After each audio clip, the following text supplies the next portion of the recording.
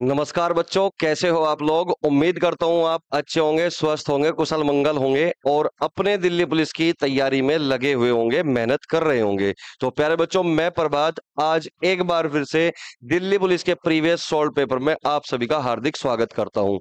तो प्यारे बच्चों, हमने पिछली क्लास में जो प्रीवियस सॉल्व पेपर शुरू किया था तो उसमें दिल्ली पुलिस का जो रीजनिंग थी वो हमने कंप्लीट कर लिया था। तो आज की क्लास में प्यारे बच्चों हम जो है मैथ को जो है एनालाइज करने वाले हैं, सॉल्व करने वाले हैं कि किस तरीके से हम एग्जाम में बैठकर क्वेश्चन को जल्दी से अटेम्प्ट कर सकते हैं। और जैसा कि आप जानते हैं कि दिल्ली पुलिस में मैथमेटिक्स से केवल 15 ही क्वेश्चन प्यारे बच्चों पूछे जाते हैं। और अगर मैं बात करूं कि उन 15 क्वेश्चनों की कि जो 15 क्वेश्चन है वे कहाँ से आते हैं प्यारे बच्चों, वे फिक्स है। मतलब एक तरीके से कि जैसे अगर मैं बात करूं साधारण ब्याज और चक्रवर्ती ब्याज यानी कि सिंपल इंटरेस्ट और कंपाउंड इंटरेस्ट से, तो प्यारे बच्चों यहाँ से क्वेश्चन फिक्स है, आना ही आना है। ठीक है, कोई ताकत, कोई मायावी ताकत इन क्वेश्चनों को नहीं रोक सकती। इसी प्रकार प्रॉफिट एंड लॉस हुआ, परसेंटेज हुआ, तो यहां से प्यारे बच्चों 100% क्वेश्चन आना है। ठीक है, 2D और 3D से प्यारे बच्चों दो क्वेश्चन फिक्स है दिल्ली पुलिस में। ठीक है ना, यानी कि हमें केवल अगर मैं बात करूं दिल्ली पुलिस में सिलेक्शन कैसे लिया जाए, तो ये प्यारे बच्चों पिछली क्लास में भी आपको मैंने बताया था कि रीजनिंग में भी प्यारे बच्चों क्वेश्चन जो है ना फिक्स होते हैं कि कौन से चैप्टर से, किस चैप्टर से कितने क्वेश्चन जो है एग्जामिनर पूछता है। आप प्रीवियस के कोई भी एग्जाम दिल्ली पुलिस का उठा के देख लोगे तो आपको आप खुद एनालाइज कर लोगे कहाँ कहाँ से क्वेश्चन सबसे ज्यादा पूछे जाते हैं। तो चलिए खैर करते हैं फिर आज की क्लास को कंटिन्यू। ठीक है, चलिएगा भाई। देखिए यहाँ पर क्वेश्चन नंबर 76 है और 75 तक हमने कल रीजनिंग के क्वेश्चन किए थे। ठीक है, तो क्वेश्चन नंबर 76 देखिए मेरे बच्चों, ये आपका क्वेश्चन जो है कंपाउंड इंटरेस्ट से पूछा गया है। क्वेश्चन में कहा गया कि एक निश्चित धनराशि पर 3 वर्ष के लिए 8% प्रतिवर्ष की दर से चक्रवृद्धि ब्याज 4058 रुपए है, तो उसी धनराशि पर 10% प्रतिवर्ष की दर से 4 वर्ष का साधारण ब्याज क्या होगा। तो प्यारे बच्चों एक बात को समझिए, देखिए अगर मैं बात करूं कंपाउंड इंटरेस्ट की और साधारण ब्याज में, ठीक है ना, क्या फर्क है दोनों में।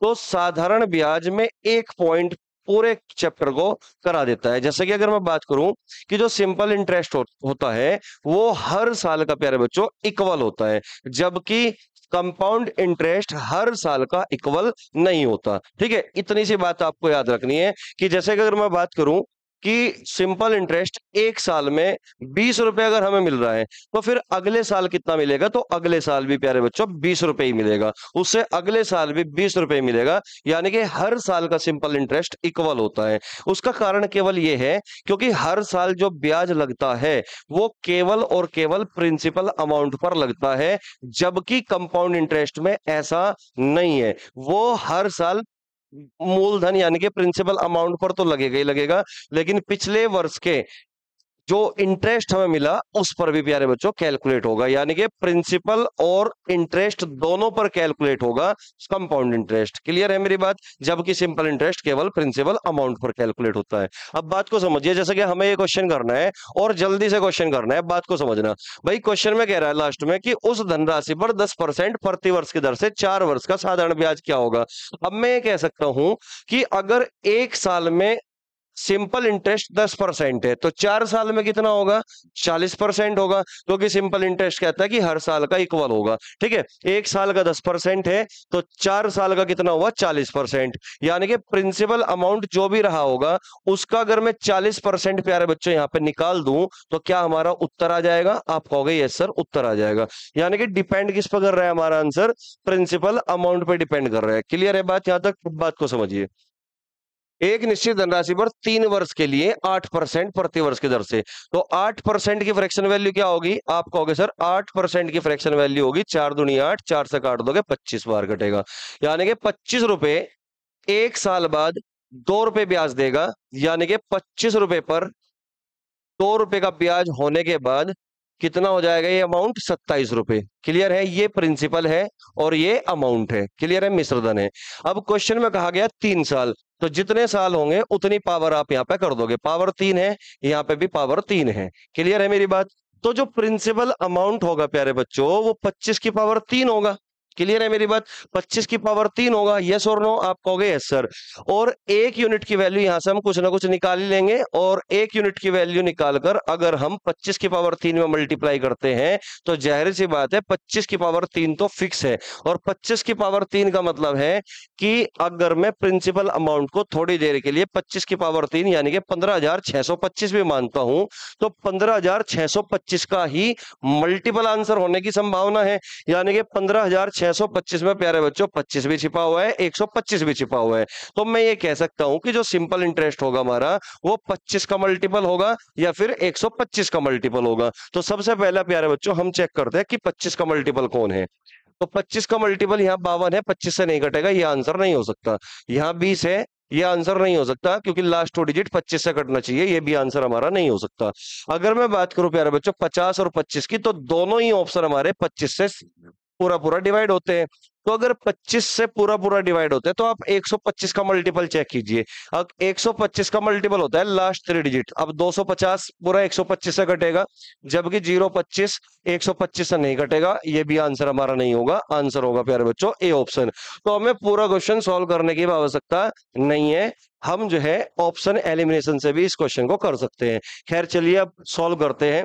देखिए 25 की पावर 3 प्रिंसिपल अमाउंट यानी कि 15,625 होगा। अब यहाँ पे 27 की पावर 3 करना है हमें। 27 का स्क्वायर होता है प्यारे बच्चों 729, ठीक है। और इसमें 27 की मल्टीप्लाई और कर दोगे, है ना। 2 नम 18, 2 दूनी 4 और 1 5, और 2 सते 14 यानी कि 14,580। 7 की मल्टीप्लाई और करोगे, 7 नम 63 का 3 का 6, 7 दूनी 14 और 6 हो गया 20, 7 सती 49 और 2 हो गया 51, ठीक है। जोड़ के रख दोगे 3 8 6 9 यानी कि 19,683, 19,683 है ना। देखिए 19,683, 27 की पावर 3, ठीक है। अगर हमारा प्रिंसिपल अमाउंट 15,625 है तो 3 साल बाद वो 19,683 बनेगा। तो कितना कंपाउंड इंटरेस्ट मिलेगा, यहाँ पे डिफरेंस देखते हैं कितना आया। 13 में से 5 कम करोगे 8, 7 में से 2 कम करोगे 5, और 6 में से 6 0, 9 में से 4 गए 5, 4,058। इतना कंपाउंड इंटरेस्ट प्यारे बच्चों हमारा आया। क्वेश्चन में भी हमें 4,058 ही दे रखा है, तो इसका मतलब 4,058 यूनिट की वैल्यू 4,058 होगा। 1 यूनिट की वैल्यू 1 होगा, तो 15,625 यूनिट की वैल्यू 15,625 ही होगा। तो 15,625 हमारा प्रिंसिपल अमाउंट होगा, और इसका 40% यानी कि 2/5 प्यारे बच्चों में निकालना है। कैलकुलेशन कर लोगे आप यहाँ पे, 5 3 15, 5 एकम 5, 5 दूनी 10, 5 पंजे 25, 2 पंजे 10, 2 दूनी 4 और 1 5, 2 एकम 2, 2 3 6। तो 6250 प्यारे बच्चों सिंपल इंटरेस्ट यहाँ पर निकल कर आया, और ए ऑप्शन हमारा बिल्कुल सही जवाब होगा, ठीक है। लेकिन हमें इतना करने की एग्जाम में जरूरत नहीं है, हम ऑप्शन से एलिमिनेशन कर सकते हैं इस क्वेश्चन के लिए, ठीक है ना। तो हमसे यहाँ से ये पता चली गया था कि प्रिंसिपल जो भी रहा होगा वो 25 या 125 का मल्टीपल रहा होगा। तो आंसर भी प्यारे बच्चों 25 या 125 का मल्टीपल होगा। इतनी बात आपको चेक करनी थी, बस और कुछ नहीं करना क्वेश्चन में, ठीक है। चलिए खैर ये क्वेश्चन हमारा हो चुका है। नेक्स्ट क्वेश्चन की ओर बढ़ते हैं। क्वेश्चन नंबर 77 देखिए प्यारे बच्चों क्या कहता है क्वेश्चन में। क्वेश्चन में कहा गया कि 4 संख्याओं का औसत 20 है, 4 संख्याओं का एवरेज कितना है 20 है। इन 4 संख्याओं में से एक संख्या 26 है, तो शेष 3 संख्याओं का औसत क्या होगा, इतनी सी बात क्वेश्चन में पूछ रखी है। तो एक क्वेश्चन यहाँ पे एवरेज से भी आया है 2023 में, और जो इससे पहला क्वेश्चन था वो कंपाउंड इंटरेस्ट का था। तो अब आप यहाँ पर ये एनालाइज करके चलना कि जो क्वेश्चन है प्यारे बच्चों वो फिक्स है। एवरेज से भी क्वेश्चन पूछा जाएगा, 2 नहीं पूछे जाएंगे, एक ही पूछा जाएगा। समझ रहे बात को? चलिए अब यहाँ पे अगर मैं बात करूं 4 संख्याओं का एवरेज 20 है। अब मुझे एक बात बताओ, डाटा बड़ा आसान है, तो 4 संख्याओं का जो सम होगा वो कितना होगा, 4 नंबर का जो सम होगा वो कितना होगा, 4 गुना 20 यानी कि 80 होगा, 20 चौक 80। और एक संख्या प्यारे बच्चों 26 है, तो 26 को आप यहां से माइनस करोगे तो बाकी 3 संख्याओं का सम निकलेगा, कितना होगा, 10 में से 6 गए 4, और 7 में से 2 गए 5। तो बाकी 3 नंबर का जो सम निकल के आया वो कितना है प्यारे बच्चों, आप कहोगे 54। और इनका एवरेज आपको निकालना है, तो 54 को आप डिवाइड कर दोगे 3 से, तो आंसर आया आपका 18। एक रास्ता तो इस सवाल को करने का ये है, और एक रास्ता प्यारे बच्चों मैं आपको बताता हूं डेविएशन से, ठीक है ना। देखिए डाटा आसान था, तो आप इस तरीके से आराम से कर सकते हो। लेकिन अगर आप डेविएशन के बारे में जानते हो तो केवल आपको इतना ही करना था, क्योंकि आप अच्छे से जानते हो कि जो एवरेज होता है, मैं कई बार क्लास में ये बात बता चुका हूं कि जो एवरेज होता है वो इक्वली डिस्ट्रीब्यूशन होता है, यानी कि equally distribution is called average. यानी कि अगर हम प्रत्येक डाटा को इक्वल रूप से बांट दे तो वही प्यारे बच्चों हमारा एवरेज कहलाता है। तो कहने का मतलब ये हुआ कि अगर चार संख्या है और इनका एवरेज 20 है, तो इसका मतलब मैं ये कह सकता हूं कि प्रत्येक संख्या 20 20 20 20 की रही होगी, ठीक है। लेकिन क्वेश्चन में कहा गया कि भाई एक संख्या तो 26 है, इसका मतलब एक संख्या 20 से कितना एक्स्ट्रा है, 6 एक्स्ट्रा है। अब जो ये 6 एक्स्ट्रा है प्यारे बच्चों, ये 6 डेविएशन है, यानी कि +6। और जब हम ओरिजिनल एवरेज से कंपेयर करते हैं तो नेट डेविएशन हमेशा 0 होना चाहिए। कहने का मतलब है कि जो 6 एक्स्ट्रा आया, इसको 6 बाकी तीनों में बांट देंगे हम इक्वल इक्वल माइनस करके। जैसे कि मैं यहां पे लिख देता हूं कि भाई मान के चलो ये हमारी 4 संख्याएं हैं और इन सब का एवरेज 20 है, लेकिन ये कह रहा कि एक संख्या उसमें 26 है, तो ये बताओ 20 से कितना ज्यादा है, आप कहोगे 6 ज्यादा है। इसका मतलब ये हुआ इन बाकी तीन का डेविएशन माइनस के 6 होना चाहिए, तभी नेट डेविएशन 0 होगा। क्योंकि जब हम ओरिजिनल एवरेज से कंपेयर कराते हैं तो नेट डेविएशन हमेशा 0 रहना चाहिए। तो अगर ये 6 एक्स्ट्रा है प्यारे बच्चों, तो नेट डेविएशन 0 करना है, तो बाकी तीन संख्याओं का जो डेविएशन होगा वो -6 रहा होगा। अब ये -6 रहा होगा। अब ये -6 तीन संख्याओं पर है, तो 3 से डिवाइड करोगे तो दो दो कम होगी कि नहीं, ये भी 2 कम होगी, ये भी 2 कम होगी। 20 में से 2 कम करोगे, ये भी 18, ये भी 18, ये भी 18। इसका मतलब बाकी जो तीन संख्याएं हैं इनका जो एवरेज है वो 18 है। क्लियर है मेरी बात? इतना लिखने की भी आवश्यकता आपको नहीं थी, सिंपल 20 से 6 ज्यादा है तो 3 दूनी 6 -2 कर दोगे, डायरेक्ट आंसर आपका क्या होगा, डी ऑप्शन होगा। ठीक है, ये डेविएशन मेथड है, कई बार मैं बता चुका हूं क्लास में डेविएशन मेथड क्या होता है। ठीक है, डेविएशन में आपको इतना भी लिखने की आवश्यकता नहीं पड़ती। ठीक है, चलिए भाई नेक्स्ट क्वेश्चन की ओर बढ़ते हैं। क्वेश्चन है प्यारे बच्चों आपका क्वेश्चन नंबर 78। देखिए क्या कह रहा है, एक शिविर में 60 विद्यार्थियों के लिए 18 दिनों के लिए खाद्य पदार्थ है। यदि शिविर में विद्यार्थियों की संख्या बढ़ाकर 72 कर दी जाए तो वही खाद्य पदार्थ कितने दिनों में समाप्त हो जाएगा। इतनी सी बात क्वेश्चन में पूछ रखी है। ठीक है, अब आप मुझे एक बात बताओ, भाई 60 विद्यार्थी है, 18 दिनों का खाना है, ठीक है ना, 60 विद्यार्थी है, 18 दिनों का खाना है, यानी कि एक तरीके से ये M1 है इंटू D2 है। फॉर्मूला आपने कभी ना कभी पढ़ा होगा ये, ठीक है ना। अब ये कह रहा कि अगर विद्यार्थियों की संख्या बढ़ाकर 72 कर दी जाए, यानी कि M2 कितना हो गया, 72। तो बताओ कितने दिन चलेगा, यानी कि D2 की वैल्यू आपसे पूछ रहा है। ये D2 नहीं है, ये D1 है, ठीक है ना। M1 D1 equal to M2 D2 है ना, 72, यानी कि नंबर ऑफ डेज आपसे पूछ रहा है। ठीक है, अब सिंपल सिंप्लीफाई कर दोगे, 18 चौक 72, 4 से काट दोगे 15, तो डी की वैल्यू कितनी आई प्यारे बच्चों, 15। तो आंसर आपका हुआ डी ऑप्शन, यानी कि 15 दिन चलेगा। देखो कितना सिंपल क्वेश्चन प्यारे बच्चों यहाँ पर पूछा गया है दिल्ली पुलिस में, और इसी टाइप के क्वेश्चन प्यारे बच्चों बार बार पूछे जाते हैं, और ऐसे क्वेश्चन आपको कभी भी गलत नहीं करने। ठीक है, चलिए नोट करना चाहो नोट कर सकते हो। नेक्स्ट क्वेश्चन की ओर बढ़ते हैं भाई। नेक्स्ट क्वेश्चन है हमारा, एक मंदिर का शीर्ष एक खोखला अर्धगोलाकार गुंबद है जिसकी आंतरिक त्रिज्या 2 इकाई और बाह्य त्रिज्या 3 इकाई है। मंदिर के शीर्ष को बनाने के लिए कंक्रीट की कितनी मात्रा घन इकाई में का उपयोग किया जाएगा। सिंपल क्वेश्चन है प्यारे बच्चों, देखते कितने बच्चे इस क्वेश्चन को देखते ही आंसर मार सकते हो। ठीक है ना, चलिए जल्दी करिए, आप फटाफट क्वेश्चन को पढ़िए और आंसर दीजिए।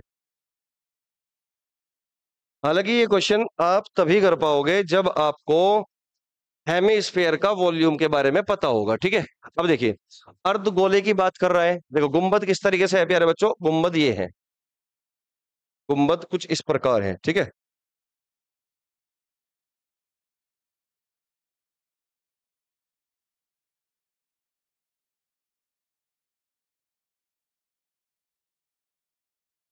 इस प्रकार है कुछ गुंबद। क्लियर है बात यहां तक?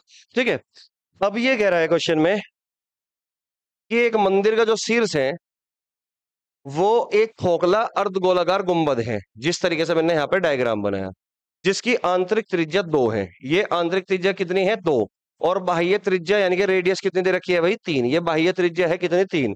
तो मंदिर के शीर्ष को बनाने के लिए कंक्रीट की कितनी मात्रा, यानी कि घन इकाई, यानी कि इसका एक तरीके से वॉल्यूम वो आपसे पूछना चाहते हैं। अगर आपको पता है वॉल्यूम का फॉर्मूला तो आप इस सवाल को सेकंड्स में कर पाओगे। वॉल्यूम का फॉर्मूला है 2/3 pi R cube minus R cube. यानी कि खोखला जो गोला होता है, खोखला जो अर्ध गोला होता है ना, हेमिस्फीयर होता है, उसके जो वॉल्यूम का फॉर्मूला होता है वो ये होता है, ठीक है ना। अब क्वेश्चन में कह रहा है कि बताइए कितना कंक्रीट की आवश्यकता होगी। अब आप मुझे एक बात बताओ, यहाँ पे आप देख रहे होंगे दो, भाई अपोन में यहाँ 3 है, यहाँ भी 3 है, यहाँ भी 3 है, और ऑप्शन 6 डी ऑप्शन है, इसमें भी 3 छिपा हुआ है 6 में। तो इसका मतलब मैं ये कह सकता हूँ आंसर जो भी रहा होगा 2 का मल्टीपल तो होगा। अब 17 तो 2 से घटेगा नहीं, ये आंसर हो नहीं सकता। 38 2 से घटेगा, ये आंसर हो सकता है। 19 2 से नहीं घटेगा, ये आंसर नहीं होगा। 19 2 से नहीं घटेगा, ये आंसर नहीं होगा। तो इसका मतलब आंसर प्यारे बच्चों हमारा बी ऑप्शन आ चुका। अगर आप फॉर्मूले के बारे में जानते थे तो आपको कुछ भी करने की जरूरत नहीं थी।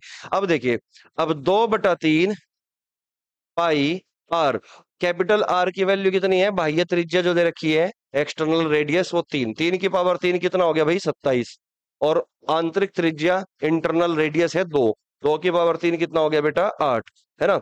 27 में से 8 कम कर दोगे 19, 19 दूनी 38, तो यानी कि आंसर आया आपका 38 पाई बटे 3, जो कि आपका बी ऑप्शन है। क्लियर है बात यहां तक? तो नोट करना चाहो नोट कर सकते हो, लेकिन फॉर्मूला जरूर नोट कर लेना, ठीक है ना, क्योंकि हो सकता है कि फिर से इस टाइप का क्वेश्चन आपके दिल्ली पुलिस या फिर किसी दूसरे अदर पेपर में पूछा जाए, ठीक है ना, तो आपको करके आना है, ठीक है। नेक्स्ट क्वेश्चन की ओर बढ़ते हैं भाई। क्वेश्चन है आपका एज रिलेशन से, ठीक है। एक पिता की आयु और उसके पुत्र की आयु का अनुपात 7:4 है। यदि उनकी आयु का गुणनफल 1008 है, तो 10 वर्ष बाद पिता की आयु और पुत्र की आयु का अनुपात क्या होगा। देखिए प्यारे बच्चों, यहाँ पे क्वेश्चन में फादर है और सन यानी कि बेटा है।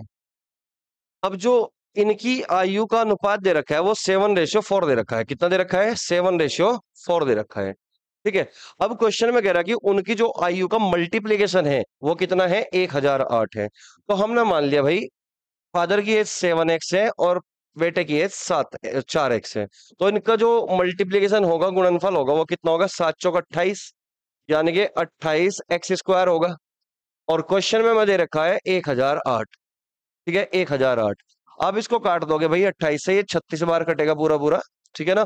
तो x की वैल्यू कितनी आई, x की वैल्यू आई प्यारे बच्चों 6, x की वैल्यू यहाँ पे आई कितनी 6। क्लियर है मेरी बात? अब यहां से x की वैल्यू 6 आई, तो 6 सते 42, 42 वर्ष होगा, और 6 चौक 24, 24 वर्ष होगा। इसका मतलब ये हुआ कि पिताजी जो वर्तमान में प्रेजेंट में कितने साल के हैं भाई, प्रेजेंट में 42 साल के हैं, और बेटा वर्तमान में 24 साल का है। लेकिन क्वेश्चन में पूछा गया है कि 10 वर्ष बाद पिता की आयु पुत्र की आयु का अनुपात क्या होगा। तो 10 वर्ष बाद पूछ रहे हैं, तो 10 साल इसमें जोड़ दोगे, और 10 ही साल प्यारे बच्चों आप इसमें ऐड कर दोगे। तो 42 और 10 कितना हो गया, 52 वर्ष, और 24 और 10 कितना होगा प्यारे बच्चों, 34 वर्ष। और रेशियो पूछ रहे हैं, तो रेशियो निकालने के लिए आप क्या करोगे, इसको सिंप्लीफाई कर दोगे, इसको काट दोगे 2 से, 2 से काट दोगे 17, और 2 से काट दोगे 26, यानी कि 26:17, ये आपका आंसर होगा। 26:17, यानी कि बी ऑप्शन प्यारे बच्चों आपका आंसर होगा। तो बिल्कुल फिक्स पैटर्न पे क्वेश्चन पूछे गए, कोई ये ज्यादा टफेस्ट क्वेश्चन में नहीं आते, ये सिंपल क्वेश्चन है प्यारे बच्चों, ठीक है। इन क्वेश्चन को कभी भी आप गलत नहीं करोगे, बस आप जो है ना प्रैक्टिस करके जरूर जाना क्वेश्चनों की, ठीक है। चलिए नोट कर लीजिए जल्दी से, नेक्स्ट क्वेश्चन की ओर बढ़ते हैं भाई। क्वेश्चन नंबर आ चुका है आपका 81, और ये क्वेश्चन प्यारे बच्चों आपका जो है वो डिस्काउंट से दिया हुआ है, प्रॉफिट एंड लॉस में ही आप पढ़ते हो डिस्काउंट वाला चैप्टर। क्लियर है बात यहां तक? ठीक है। अब देखिए क्वेश्चन में कहा गया कि 15% और 20% की क्रमिक छूटों के बाद, यानी कि 2 डिस्काउंट दे दिए गए, 15% और 20% का, है ना, के बाद एक वस्तु को 680 रुपए में बेचा गया, वस्तु का अंकित मूल्य क्या होगा। बात को समझिए, देखो तरीके बहुत सारे हैं क्वेश्चन को करने के।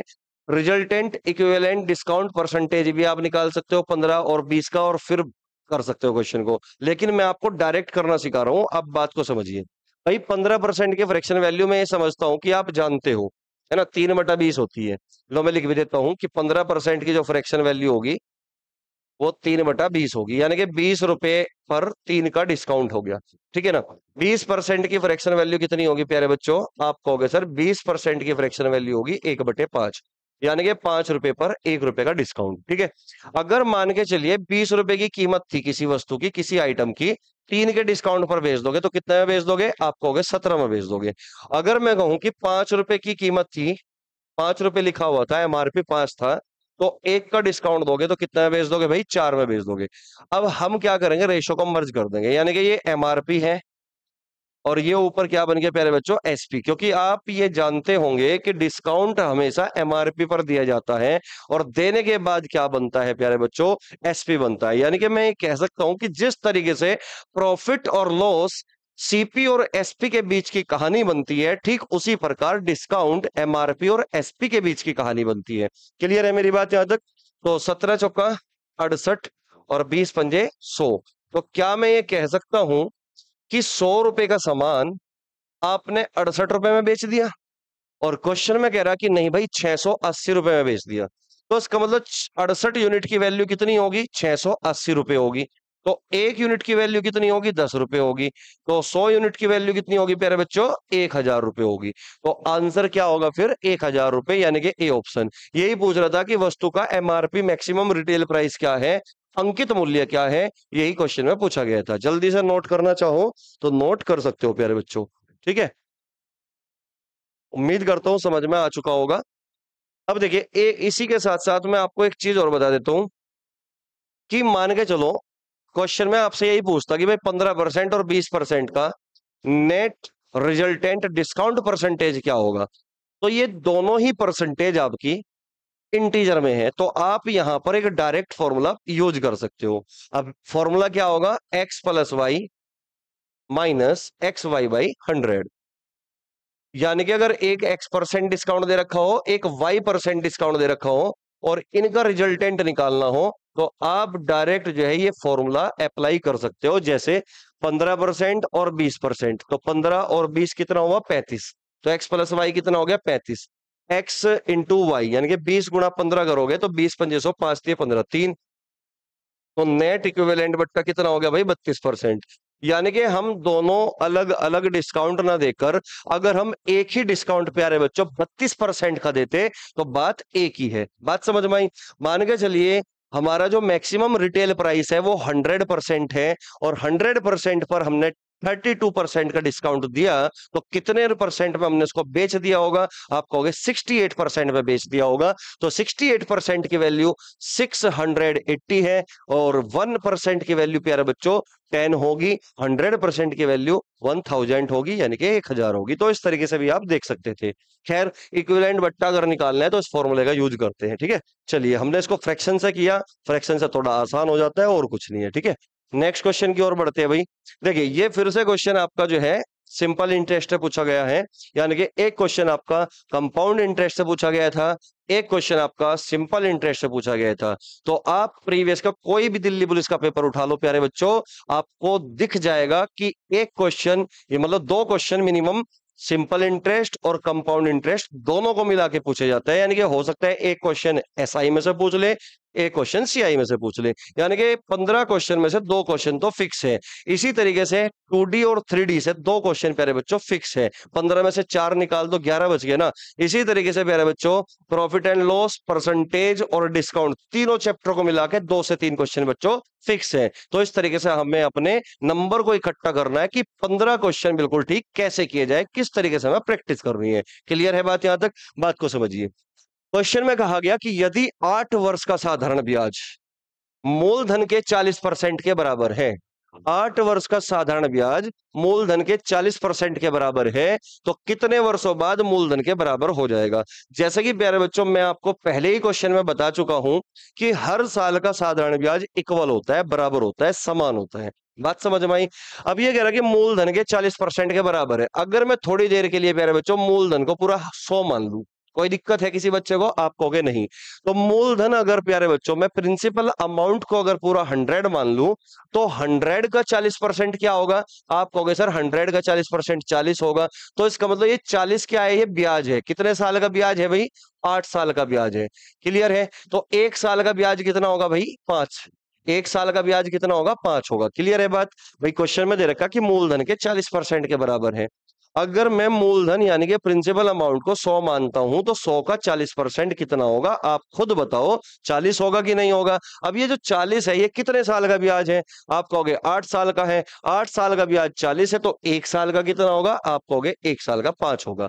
अब क्वेश्चन में कह रहा है कि कितने वर्षों बाद मूलधन के बराबर हो जाएगा। भाई मुझे एक बात बताओ, 1 साल का ब्याज 5 है, 1 साल का ब्याज 5 है, और मुझे 100 रुपए बनाना है इसको, 5 रुपए को 100 रुपए बनाना है, तो कितने साल लगेंगे ये बता दो। तो अगर मैं 20 की मल्टीप्लाई कर दूं उसमें, तो 20 पंजे 100 बन रहा है कि नहीं। तो इस बात का मतलब है कि जो टाइम लगेगा प्यारे बच्चों वो 20 साल लगेगा। कितना लगेगा, 20 साल लगेगा। सीधा सीधा पता लग रहा है, क्लियर है बात। यानी कि 100 को 5 से डिवाइड कर दिया सीधा सीधा, तो कितना, 20 साल। क्लियर। नेक्स्ट क्वेश्चन की ओर बढ़ते हैं। क्वेश्चन है प्यारे बच्चों कि इसका मैसा निकालना है, एचसीएफ और एलसीएम निकालना है, ठीक है ना। देखिए कैसे करेंगे बच्चे मुझे नहीं पता, लेकिन मैं आपको एक तरीका बताता हूँ, ध्यान से समझना मेरी बात को। सबसे पहले मैं आपको एक बात बता दूं कि जो हमारा एचसीएफ और एलसीएम वाला चैप्टर होता है, मान के चलिए उसमें पूरे 100% क्वेश्चन है। तो 100% में से प्यारे बच्चों 95% क्वेश्चन ऐसे होते हैं जो ऑप्शन से ही हो जाते हैं। बात समझ में आई। हमें उन क्वेश्चन में पेन भी उठाने की जरूरत नहीं पड़ती। बात समझ में आई। 5% क्वेश्चन ही ऐसे होते हैं प्यारे बच्चों एचसीएफ एलसीएम में कि जिनको हमें पेन और पेपर का यूज करना पड़ेगा, तब जाके हम उसके आंसर तक जा पाते हैं, ठीक है ना। तो अब बात को समझिए। एचसीएफ का मतलब होता है, एचसीएफ का मतलब होता है कि दी गई संख्याओं को काटेगा, दी गई संख्याओं को काटता है। सिंपल भाषा में लिख रहा हूं, ठीक है ना। दी गई संख्याओं को काटता है। एचसीएफ का मतलब होता है दी गई संख्याओं को काटता है, यानी कि पूरा पूरा डिवाइड करता है। कौन करता है भाई, एचसीएफ। देखो एक होता है एचसीएफ, एक होता है एलसीएम। अगर मैं बात करूं एचसीएफ की, तो एचसीएफ दी गई गिवन नंबर्स जो भी होंगे उनको पूरा पूरा डिवाइड करेगा। जबकि एलसीएम क्या होगा भाई, एलसीएम का मतलब होगा दी गई संख्याओं से पूरा पूरा कटेगा, दी गई संख्याओं से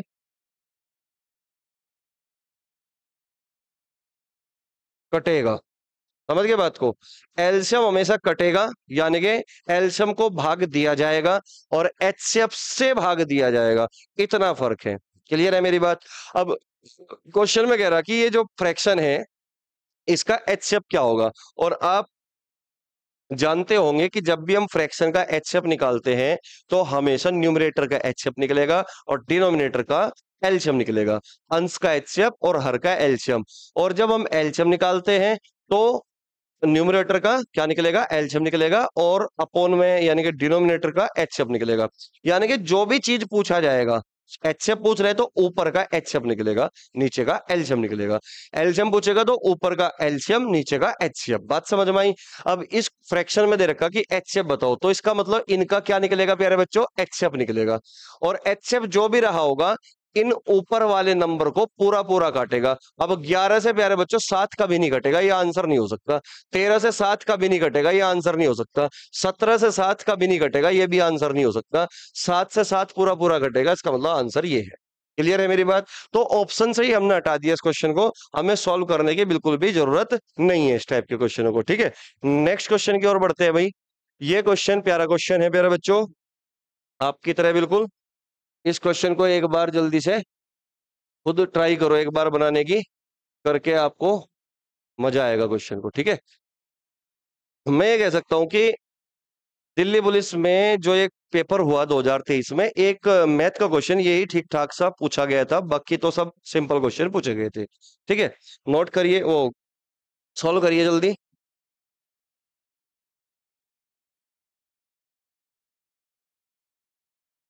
देखिए करते हैं भाई सॉल्व है।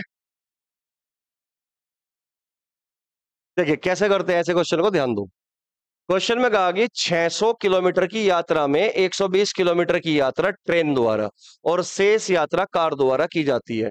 8 घंटे लगते हैं। यदि 200 किलोमीटर की यात्रा ट्रेन द्वारा और शेष कार द्वारा की जाती है तो 20 मिनट अधिक लगते हैं। तो ट्रेन की चाल और कार की चाल का अनुपात क्या होगा। देखिए प्यारे बच्चों, टोटल जो डिस्टेंस है वो 600 किलोमीटर है।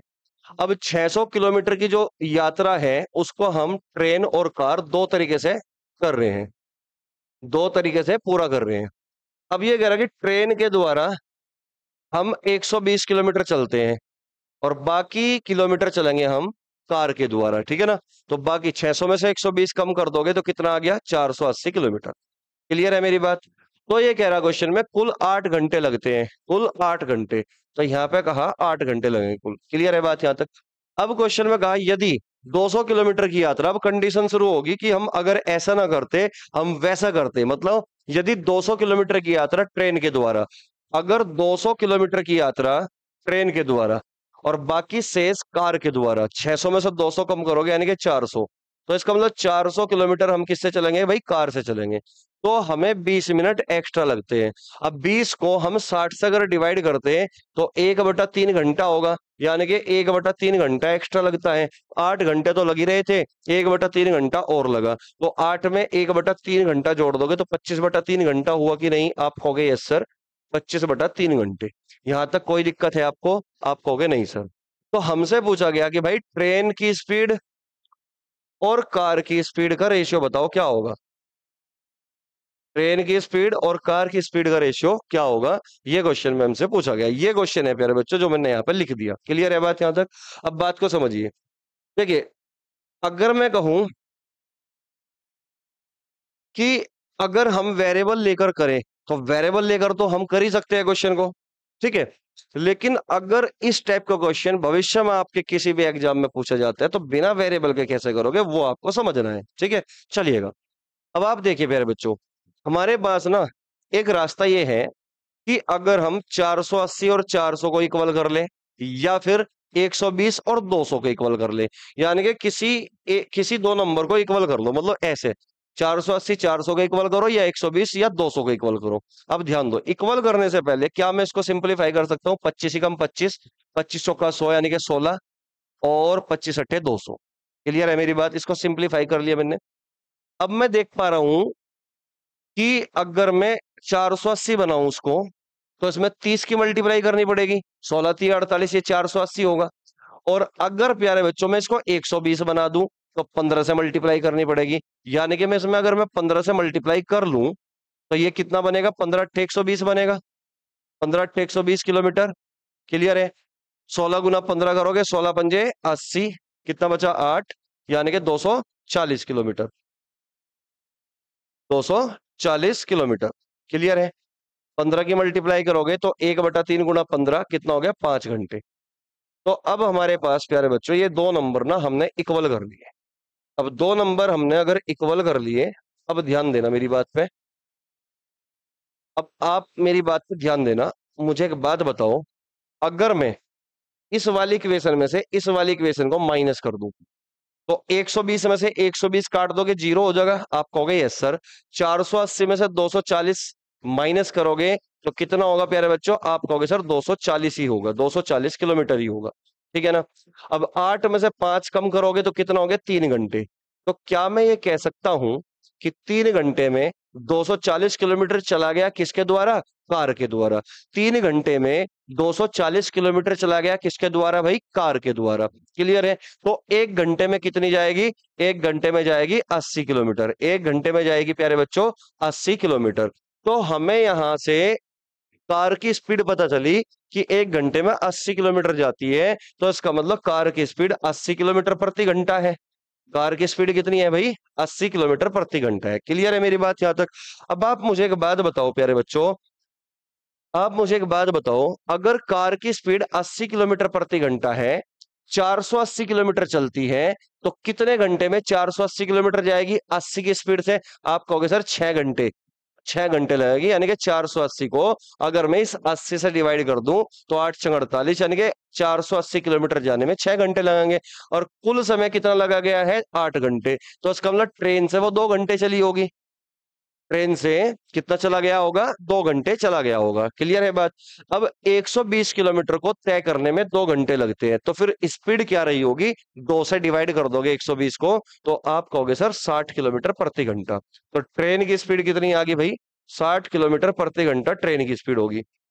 लेकिन हमसे पूछा गया था रेशियो, तो रेशियो निकालना है प्यारे बच्चों, से काट दोगे आप 20 30 60 और 20 180, यानी कि 3/4, इस क्वेश्चन का प्यारे बच्चों प्यारा सा ये जवाब होगा। ठीक है, और मैं उम्मीद करता हूं कि आप सभी प्यारे प्यारे बच्चों को ये क्वेश्चन बिल्कुल अच्छे से समझ में आ चुका होगा कि किस तरीके से हम ऐसे क्वेश्चनों को सॉल्व कर सकते हैं। शिफ्टिंग मेथड से भी हम सॉल्व कर सकते हैं, लेकिन बेस्ट तरीका प्यारे बच्चों यहाँ पे ये था, ये सबसे बेस्ट है। ठीक है ना, तो नोट करना चाहो इस क्वेश्चन को तो नोट कर सकते हो आप। एक अच्छा क्वेश्चन प्यारे बच्चों यहाँ पे पूछा गया था। ठीक है, चलिए नेक्स्ट क्वेश्चन की ओर बढ़ते हैं भाई। अगला क्वेश्चन देखिए, नोट कर लिया होगा। चलिए भाई, क्वेश्चन है आपके सामने, ये देखिए, ये प्रॉफिट एंड लॉस का क्वेश्चन है, और ये प्रॉफिट एंड लॉस का प्यारे बच्चों एक फिक्स टाइप का क्वेश्चन है। ठीक है ना, बहुत अच्छा क्वेश्चन है। कैसा करना है ध्यान दो, तरीके बहुत सारे हैं, लेकिन मैं आपको एक ही तरीका बताऊंगा। जब भी इस टाइप का क्वेश्चन आपको दिखाई दे पेपर में तो क्या करना है, ध्यान से सुनना। भाई मुझे एक बात बताओ, क्वेश्चन में कहा गया कि किरण वरुण को 10% के लाभ पर एक वस्तु बेचती है। भाई किरण क्या करती है, वरुण को बेच देती है 10% के लाभ पर। अब 10% की फ्रैक्शन वैल्यू कितनी होगी, 1/10। यानी कि अगर किरण ने वो वस्तु 10 रुपए में खरीदी होगी तो एक के फायदे पर बेच दी, यानी कि 11 रुपए में बेच दी। भाई 10% की फ्रैक्शन वैल्यू कितनी है, 1/10। तो 10 रुपए पर कितने का फायदा लिया, 1 रुपए का। तो 10 का सामान कितने में बेच दिया, 11 रुपए में बेच दिया। क्लियर है मेरी बात। अब क्वेश्चन में कहा गया कि वरुण उस वस्तु को 1155 रुपए में, वरुण उस वस्तु को 1155 रुपए में अरुण को बेच देता है और 5% का लाभ कमाता है। अब हुआ क्या, अब पिक्चर क्या बनी कि वरुण भी उस वस्तु को, उस आइटम को अपने पास नहीं रखता, वो उसको 1155 रुपए में अरुण को बेच देता है और 5% का प्रॉफिट कमाता है। इस बात का मतलब ये हुआ कि वरुण भी 5% का प्रॉफिट कमाता है अरुण को वस्तु बेचकर। बात समझ में आई। अब 5% की फ्रैक्शन वैल्यू आप जानते हो कितनी होगी, 1/20 होगी। यानी कि 20 रुपए पर 1 रुपए का उसने फायदा लिया, यानी कि 20 रुपए पर 1 का फायदा लेगा तो कितने में बेच देगा भाई, 21 में बेच देगा। बात समझ में आई या नहीं आई, आप कहोगे यस सर। अब क्वेश्चन में कह रहा है कि किरण ने किस मूल्य पर वस्तु खरीदी थी। तो किरण के बारे में पूछ रहा है कि किरण ने किस मूल्य पर वस्तु खरीदी थी। अब ये बताओ, यहां पर अरुण, अरुण ने कितने रुपए में खरीदी, 1155 रुपए में अरुण को बेच देता है। यानी कि अरुण ने कितने रुपए में खरीदी भाई, 1155 रुपए में खरीदी गई। इसका मतलब अगर हमें रेशियो किरण और अरुण का, किरण और अरुण का मिल जाए तो हमारा काम बन जाएगा। बात समझ में आई यहां तक। तो जब हम डायरेक्ट मल्टीप्लाई करेंगे प्यारे बच्चों तो कॉमन पार्ट ये कटेगा। तो 10 × 20 कितना होगा, 200, और 11 × 21 करोगे तो 2, 1 और 3, यानी कि 231। इसका मतलब मैं ये कह सकता हूं कि किरण ने अगर उस आइटम को 200 रुपए में खरीदा तो अरुण ने कितने रुपए में खरीदा, 231 में। जबकि क्वेश्चन में दे रखा है कि भाई अरुण ने 231 में नहीं खरीदा, वो खरीदा कितने में, 1155 में।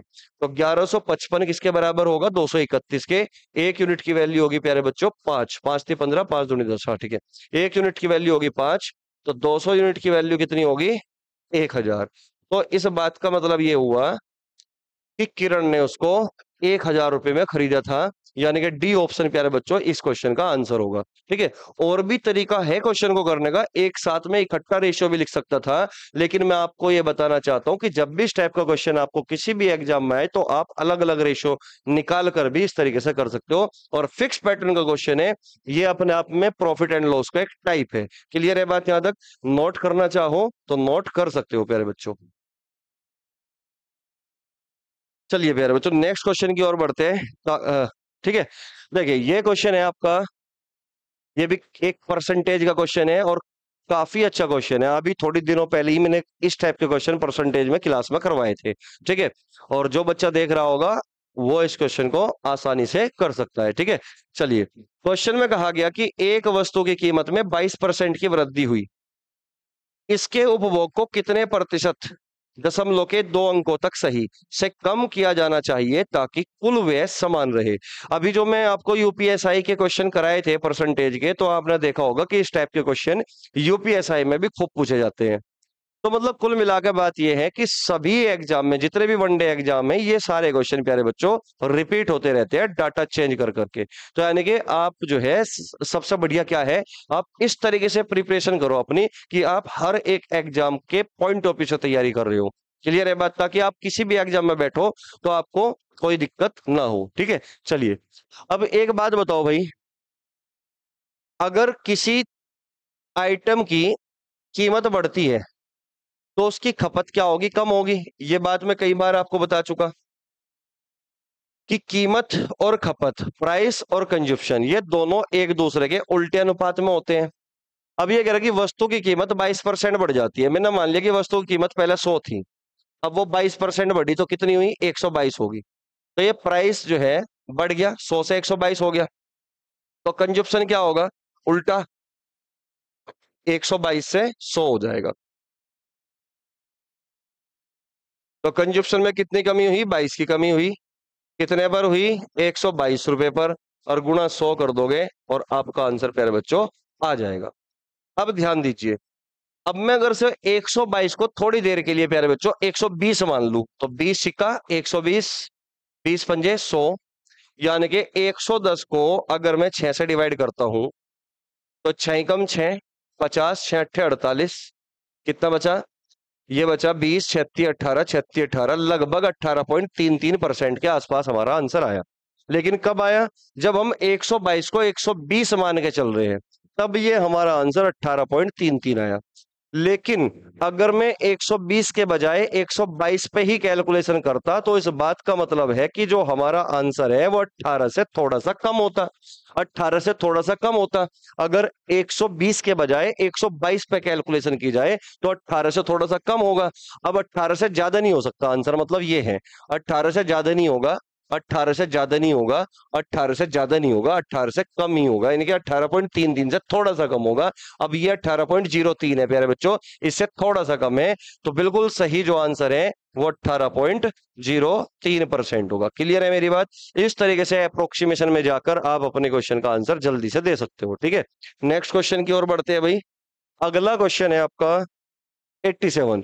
तो ये 87 क्वेश्चन प्यारे बच्चों, ये फिर से आपसे 3D से क्वेश्चन पूछ लिया। जैसे कि मैंने आपको पहले ही कहा था कि 2D और 3D से दो क्वेश्चन प्यारे बच्चों फिक्स होते हैं, तो इसलिए इन क्वेश्चनों को प्रैक्टिस करके आपको जाना ही जाना है इस बार दिल्ली पुलिस में, अगर आप चाहते हो सिलेक्शन लेना। ठीक है ना, क्योंकि मैथ और रीजनिंग ये दो ही सब्जेक्ट ऐसे है, स्कोरिंग है। आप जो है जीएस जीके के दम पे कभी भी दिल्ली पुलिस का पेपर नहीं फोड़ सकते प्यारे बच्चों, क्योंकि जीएस का अनलिमिटेड सिलेबस है जबकि ये लिमिटेड सिलेबस है। ठीक है, चलिएगा अब क्वेश्चन नंबर 87 को देखते हैं भाई, क्या कहता है क्वेश्चन नंबर 87। ध्यान देना, क्वेश्चन में क्या कहा गया।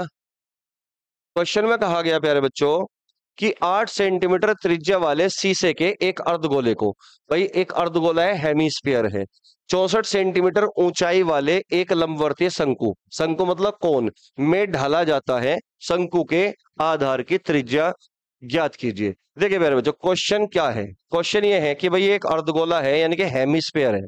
ठीक है, अब इसको हमने किस में चेंज कर दिया, इसको हमने कोन में चेंज कर दिया, अर्ध उसमें लंबवर्तीय शंकु यानी कि कोन में इस तरीके से चेंज कर दिया। ठीक है, अब इसकी जो रेडियस दे रखी है वो कितने दे रखी है, 8 सेंटीमीटर, और इसकी जो हाइट दे रखी है प्यारे बच्चों वो दे रखी है 64 सेंटीमीटर, 64 सेंटीमीटर। और आपसे पूछ रहा है कि इसकी रेडियस क्या होगी, ये क्वेश्चन में आपसे पूछ रहा है शंकु के आधार की त्रिज्या क्या होगी। तो ध्यान देना प्यारे बच्चों, जब भी इस टाइप का क्वेश्चन आपको 3D से मिले कि एक चीज को दूसरी चीज में बदला गया है, जब भी इस टाइप का क्वेश्चन आपको दिखे तो हमेशा दोनों आइटम का, दोनों चीजों का वॉल्यूम समान होता है, ये बात याद रखना। जैसे कि आप किसी सुनार की दुकान पे जाते हो तो आप कहते हो कि ये सोने की चैन है, और इसको देकर आप क्या कहोगे कि अंगूठी में बदल दो उसको।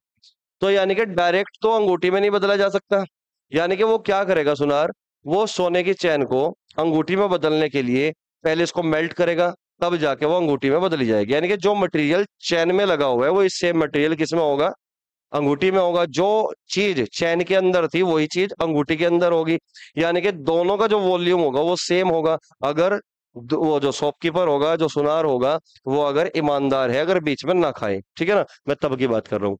तो यहाँ पे अगर हमें सिलेबस के अकॉर्डिंग काम करना है, अब यहाँ पे बेईमान की बात हम कर नहीं रहे। ठीक है, तो आयतन दोनों का क्या होगा, बराबर होगा। अब ये बताओ इस अर्धगोले का आयतन का फॉर्मूला क्या होगा। आप कहोगे सर अर्धगोले का आयतन का फॉर्मूला होता है 2/3 पाई आर क्यूब। मैं इधर लिख रहा हूं, इसका जो फॉर्मूला होगा वॉल्यूम का, ये V1 मान लो, ये V2 मान लो। शंकु के आयतन का फॉर्मूला होता है 1/3 पाई आर स्क्वायर एच। ठीक है ना, फॉर्मूले अगर याद है तो ही आप इन क्वेश्चन को कर पाओगे, है ना। तो 2/3 पाई आर क्यूब, आर कितना है भाई, 8 की पावर 3, है ना, बराबर है किसके, 1/3 पाई आर स्क्वायर एच। एच कितना है भाई? 64 यहाँ पे दे रखा है। अब आप मुझे एक बात बताओ भाई, ये 64 है, 8 की पावर 2 है, 8 की पावर 2 से ये पावर हटेगी, यानी कि 8 बचेगा। पाई और 3 से पाई और 3 कटेगा। क्लियर है मेरी बात? यहाँ पे 8 दूनी 16 और यहाँ पे आर स्क्वायर। तो आर स्क्वायर की वैल्यू कितनी होगी? 16 होगी। तो आप मुझे बताओ फिर आर की वैल्यू कितनी होगी? 4 सेंटीमीटर होगी। इसका मतलब हमारे जो क्वेश्चन में पूछा गया है रेडियस, वो 4 सेंटीमीटर होगी, यानी कि ए ऑप्शन इस क्वेश्चन का बिल्कुल सही जवाब होगा। ठीक है, नोट करना चाहो तो नोट कर सकते हो, जबकि दिल्ली पुलिस का जो क्वेश्चनों का लेवल है वो बहुत ही आसान है, सिंपल बिल्कुल एकदम, है ना। तो आप जो है आराम से 15 के 15 क्वेश्चन ठीक कर सकते हो। ठीक है, चलिए नोट करिए। चलिए भाई नेक्स्ट क्वेश्चन की ओर बढ़ते हैं। क्वेश्चन नंबर आ चुका आपका 88। तो इस क्वेश्चन में प्यारे बच्चों आपसे पूछा गया है एचसीएफ। जब भी इस टाइप का क्वेश्चन आपको दिखे जहां पर नंबर के प्राइम फैक्टराइजेशन करके दे रखे हो, अगर एचसीएफ के बारे में पूछता है तो जो कॉमन फैक्टर होता है केवल फोकस कॉमन फैक्टर पर करते हैं और कॉमन फैक्टर की छोटी पावर को लेकर चलते हैं। और अगर एलसीएम आपसे पूछता है तो कॉमन फैक्टर की बड़ी पावर लेनी है और जो रेस्ट पार्ट होता है उसको भी साथ में लेके चलते हैं। ठीक है ना। अब देखिए, इस क्वेश्चन में आपसे एचसीएफ पूछा गया कि एचसीएफ क्या होगा, तो आप मुझे एक बात बताओ, कॉमन फैक्टर पे फोकस करना है। देखो 2 की पावर 2 है यहाँ पे, इसमें 2 की पावर 1 है। ठीक है ना। यहाँ पे 2 की पावर 1 है और यहाँ पर 2 की पावर 1 है और यहाँ पे 2 की पावर 1 है। इसका मतलब 2 की मैक्सिमम पावर 2 है और मिनिमम पावर 2 की पावर 1 है। तो मैंने कहा कि कॉमन फैक्टर होना चाहिए, यानी कि सभी के अंदर 2 होना चाहिए और जो मिनिमम पावर होगी उसको हमें लेना है। ठीक है, तो एचसीएफ अगर निकालना है प्यारे बच्चों तो 2 की पावर 1 को हम लेंगे मिनिमम पावर को। ठीक है, 2 का केस खत्म हो गया। 3 की पावर, देखिए 3 की पावर 2 है, इसमें 3 की पावर 2 है और इसके अंदर 3 की पावर 2 है, इसके अंदर भी 3 की पावर 2 है, इसके अंदर 3 की पावर 1 है। तो 3 प्यारे बच्चों सब जगह दिखाई दिया, तो 3 की पावर 1 को लेकर चलोगे क्योंकि मैक्सिमम पावर हम नहीं लेते एचसीएफ निकालते वक्त। ठीक है ना। अब यहाँ पे देखिए प्यारे बच्चों, 5 की पावर 1 है, 5 इसमें भी है, 5 की पावर 1 इधर भी है और 5 की पावर 1 इधर भी है, 5 की पावर 2 है इधर, है ना। और यहाँ पे 5 की पावर 1 है, यानी कि इस क्वेश्चन में 5 की मैक्सिमम पावर 2 दे रखी है और 5 की मिनिमम पावर 1 दे रखी है। तो हमें क्या लेके चलना है? मिनिमम पावर को। तो 5 की पावर 1। ठीक है, अब हम देखते हैं प्यारे बच्चों, यहाँ पे 7 की पावर 2 है और इसमें प्यारे बच्चों 7 नहीं है। इसका मतलब ये कॉमन फैक्टर नहीं है हमारा, ये 7 जो है सब जगह नहीं है, तो उसको हम इग्नोर कर देंगे। ठीक है ना। अब देखते हैं प्यारे बच्चों 11। अब 11 की पावर 1 है, इसमें भी 11 की पावर 1 है, इसमें 11 की पावर 2 है और इसमें 11 की पावर 1 है, लेकिन इसमें इसके अंदर 11 नहीं है, तो इसका मतलब 11 को इग्नोर कर देना है। तो एचसीएफ कितना निकल के आया प्यारे बच्चों? 5 3 15, 15 दूनी 30। तो एचसीएफ हमारा 30 होगा। इस क्वेश्चन का आंसर प्यारे बच्चों 30 होगा। तो उम्मीद करता हूं कि एचसीएफ निकालना आप सीख चुके होंगे कि जो कॉमन फैक्टर की मिनिमम पावर हम लेकर चलते हैं, केवल कॉमन फैक्टर की। अगर सब जगह कॉमन फैक्टर नहीं है तो हमें बाकी को इग्नोर करके चलना है। क्लियर है बात? लेकिन अगर इस क्वेश्चन में आपसे एलसीएम पूछ लेता तो फिर क्या करते भाई? एलसीएम पूछ लेता तो मैं बोलता कि भाई जो कॉमन फैक्टर होगा उसकी बड़ी पावर लेके चलना है, बड़ी पावर कॉमन फैक्टर की। तो 2 की पावर 2, यानी कि मिनिमम पावर यहाँ 2 की पावर 1 थी, मैक्सिमम 2 की पावर 2 थी। सब जगह हो या ना हो, लेकिन हमें यहाँ पे मिल चुका 2 की पावर 2, तो 2 की पावर 2 लेकर चलोगे। 3 की पावर 2 है, मिनिमम पावर 1 थी, 3 की पावर 2 मैक्सिमम है, 3 की पावर 2 सब जगह हो या ना हो कोई फर्क नहीं पड़ेगा। एक में भी अगर 3 की पावर 2 है, बाकी जगह 3 की पावर 2 ना होता तो भी हम 3 की पावर 2 लेके चलते। 5 की पावर 1 और यहाँ पे 5 की पावर 2 है, 5 की मैक्सिमम पावर क्या होगी? 2। तो 5 की पावर 2। क्लियर है बात यहाँ तक? अगर मैं बात करूं यहाँ पे 7, 7 की पावर 2, मिनिमम पावर 1 है, तो 7 की पावर 2। 11 की पावर 1 है, 11 की पावर 1 है, 11 की पावर 1 है, 11 की पावर 2 प्यारे बच्चों में यहाँ मिल चुका। अब देखोगे आप 11 ना इसमें नहीं है, लेकिन फिर भी हम 11 को लेके चलेंगे मैक्सिमम पावर। तो ये इनका प्रोडक्ट कर दोगे आप, तो ये हमारा प्यारे बच्चों एलसीएम निकल जाएगा। क्लियर है बात यहाँ तक? तो एचसीएफ में हम केवल और केवल फोकस करते हैं कॉमन फैक्टर पर। एलसीएम में हर जगह कॉमन फैक्टर हो या ना हो कोई फर्क नहीं पड़ेगा, लेकिन लेनी पावर है मैक्सिमम। क्लियर है बात? और जो बचेगा उसको भी साथ लेके चलना है। ठीक है, चलिएगा नेक्स्ट क्वेश्चन की ओर बढ़ते हैं भाई। क्वेश्चन है आपका, ये फिर से प्रॉफिट एंड लॉस का क्वेश्चन यहाँ पे पूछ लिया। बिल्कुल आसान क्वेश्चन है। कह रहा कि एक वस्तु का विक्रय मूल्य इसके क्रय मूल्य से 15% अधिक है। भाई 15% की फ्रैक्शन वैल्यू कितनी होगी? आप कहोगे सर 5×3=15, 5×20=100, यानी कि 20 पर 3 ज्यादा, 20 पर 3 ज्यादा, क्रय मूल्य से 15% अधिक है। यानी कि सीपी और एसपी का रेशियो अगर मैं बनाऊं तो 20 से 3 ज्यादा है, यानी कि सीपी अगर 20 है तो एसपी कितना होगा? 3 ज्यादा, यानी कि 23 होगा। क्लियर है बात? अब क्वेश्चन में कह रहा है कि और इसे बेचकर दुकानदार 25 रुपए का लाभ कमाता है। तो भाई मुझे ये बताओ, 20 का सामान 23 में बेच दोगे तो कितने का फायदा कमा लोगे? आप कहोगे 3 का। तो 3 यूनिट की वैल्यू कितनी दे रखी? 25। ये कह रहा है कि 25 रुपए का लाभ होता है। क्लियर है बात यहां तक? तो क्वेश्चन में कह रहा है कि वस्तु का विक्रय मूल्य क्या होगा? वस्तु का विक्रय मूल्य क्या होगा? तो वस्तु का विक्रय मूल्य प्यारे बच्चों है 23, यानी कि हमें निकालना है 23 यूनिट की वैल्यू। 23 यूनिट की वैल्यू, एक यूनिट की वैल्यू होगी 25/3, और 23 यूनिट की वैल्यू होगी 25×23/3। तो 25 दिए 75 का 5 का 7, 25×2 50 और 7 57, यानी कि 575/3 डिवाइड कर दोगे। 3×3 27, 3×27, 3×3, और यहाँ पे 191 वाला आंसर होगा प्यारे बच्चों। डायरेक्ट दिख रहा है, एक ही ऑप्शन 191 वाला है। ये भी नहीं है, ये भी नहीं है, ये भी नहीं है। ठीक है ना? तो आंसर हुआ आपका डी ऑप्शन। तो इस तरीके से हम अपने क्वेश्चनों को जल्दी से कर लेते हैं। ठीक है प्यारे बच्चों, नोट कर लिया होगा आपने। तो नेक्स्ट क्वेश्चन की ओर बढ़ते हैं प्यारे बच्चों, और लास्ट क्वेश्चन होगा जो दिल्ली पुलिस में है, क्योंकि 15 ही क्वेश्चन प्यारे बच्चों पूछे जाते हैं। अब देखिए ये क्वेश्चन है भाई हमारे सामने। कह रहा है कि निम्नलिखित में से कौन सा भिन्न सबसे छोटा या सबसे बड़ा है? तो ऐसे क्वेश्चन प्यारे बच्चों मैंने क्लास में कई बार जब चैप्टर कराया था तब मैंने कई बार कराए, और मुझे उम्मीद है कि आपको सब कुछ याद होगा कि किस तरीके से ऐसे क्वेश्चनों को करते हैं। मैंने 7 तरीके बताए थे आपको। ठीक है, अब ध्यान दो, यहां से इस टॉपिक से 4 प्रकार के क्वेश्चन बनते हैं। कई बार पूछ लेगा सबसे छोटी भिन्न कौन सी होगी, सबसे छोटा फ्रैक्शन कौन सा होगा, या सबसे बड़ा फ्रैक्शन कौन सा होगा, या फिर जो भिन्न हमें दे रखी होगी, फ्रैक्शन दे रखे होंगे, उनको पूछ लेगा कि इनको असेंडिंग ऑर्डर में बताओ या फिर डिसेंडिंग ऑर्डर में बताओ, आरोही या अवरोही क्रम में बताओ। खैर चलिए, इस क्वेश्चन में हमसे पूछा गया है सबसे छोटी भिन्न कौन सी है। तो जब भी इस टाइप का क्वेश्चन आपको दिखे तो सबसे पहले प्यारे बच्चों आपको क्या करना होता है, आप ये चेक करिए कि हमारे जो फ्रैक्शन यहाँ पे क्वेश्चन में दे रखे हैं वो प्रॉपर फ्रैक्शन यानी कि उचित भिन्न, या इम्प्रॉपर फ्रैक्शन यानी कि अनुचित भिन्न, यानी कि प्रॉपर फ्रैक्शन है या फिर इम्प्रॉपर फ्रैक्शन है। प्रॉपर फ्रैक्शन मतलब जो एक से छोटा हो, यानी कि जिसका अंश हर से छोटा हो, न्यूमरेटर डिनोमिनेटर से छोटा हो। ठीक है, तो यहाँ पे न्यूमरेटर डिनोमिनेटर से छोटा है, यहाँ पे भी छोटा है, यहाँ पे भी छोटा है, इसका मतलब ये प्रॉपर फ्रैक्शन है, एक से छोटा है, सारी की सारी भिन्न एक से छोटी है। तो आप क्या करोगे, इनका डिफरेंस निकाल लो। यहाँ पे कितने का डिफरेंस है भाई? 4 का। इनमें कितने का डिफरेंस है? 2 का। इनमें कितने का डिफरेंस है? 3 का। इनमें कितने का डिफरेंस है? 2 का। अब जो ये डिफरेंस है ना प्यारे बच्चों, इनको ना इक्वल कर लो। और आप जानते हो कि पूरे मैथमेटिक्स में 2 या 2 से अधिक संख्याओं को इक्वल जब भी किया जाता है तो हमेशा एलसीएम लिया जाता है। तो 4 2 3 2 का एलसीएम कितना होगा भाई? एलसीएम होगा यहाँ पे 12, यानी कि प्रत्येक को 12 बनाना है, प्रत्येक को 12 बनाना है। 4 को 12 बनाने के लिए क्या करो, 3 से मल्टीप्लाई करनी पड़ेगी। तो 3 से मल्टीप्लाई 4 में मत करो, 17 में कर दो। 17 तिये 51। ठीक है ना? इसको 12 बनाना है 2 को, तो किससे मल्टीप्लाई करोगे? 6 से, तो 6 नम 54। ठीक है, और इसको 12 बनाना है तो 4 तिये 12, यानी कि 16 चौका 64। 4 की मल्टीप्लाई इसमें कर दोगे, और इसको 12 बनाना है 6 से मल्टीप्लाई करोगे, 13 छिक्का 78।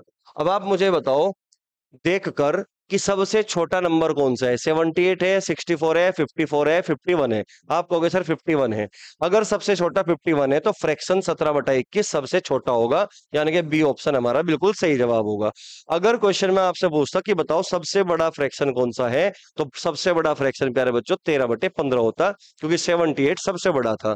तो इस तरीके से प्यारे बच्चों हम इस टाइप के क्वेश्चन को करते हैं। हालांकि 7 तरीके मैं बता चुका हूं, इस क्वेश्चन में इस टाइप का क्वेश्चन था तो मैंने ये बता दिया। ठीक है, अब जितने भी क्वेश्चन प्यारे बच्चों 2023 में रीजनिंग में और मैथ में पूछे गए थे, मैं उम्मीद करता हूं कि आपने इस प्रीवियस सॉल्व पेपर के जरिए बहुत कुछ सीख लिया होगा, किस तरीके से पेपर में अटेम्प्ट करते हैं क्वेश्चन को। जरूरी नहीं होता कि हर क्वेश्चन को ही हम सॉल्व करें, कई बार ऑप्शन से भी हम क्वेश्चन को जल्दी से सॉल्व कर लेते हैं। ठीक है, तो चलिए फिर मिलते हैं भाई नेक्स्ट क्लास में, नेक्स्ट पेपर के साथ, दिल्ली पुलिस के या फिर यूपीएसआई के प्रीवियस पेपर के साथ।